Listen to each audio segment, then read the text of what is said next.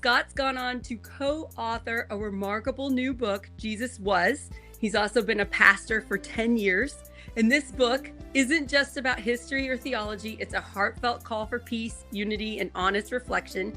It asks us to look at who Jesus really was and how too often his image and message have been distorted to serve propaganda or division. And we really need this message. So let's talk first. Why did you want to write this book? When did it happen? Like you said, it's been a few years in the making. Yeah, why did you want to write a book about Jesus? And this really started with my co-editor, Susie Florey. Susie is a New York Times best-selling author. She writes memoir books.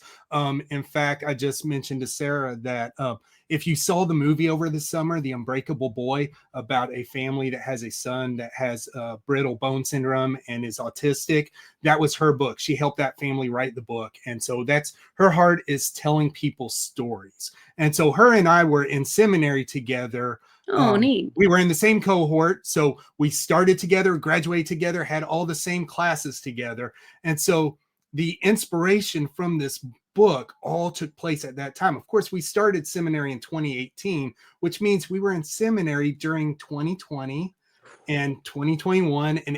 So if we, I know nobody wants to jump back to that time period, but if we just reflect on what all was going on, we had the COVID pandemic, we had the lockdown. And then during that time, we had all the racial tension that was stirring up across the country, as well as all the Me Too movement. All this stuff was going on all at once, along with a very contentious presidential election that culminated, with a tight, close election, but one that ended up ultimately resulting in what we saw happen on January 6th of 2021. And after that day, after a couple days after that, my co-editor, Susie, who's a writer, she writes for a living, she was seeing all the attacks and negative and the back and forth that was happening on social media, especially on Facebook, saw that. Yes. And she wanted to speak into this, but she didn't know how, because she's not one to go and put herself out there a lot or try and get out, but she wanted to say something.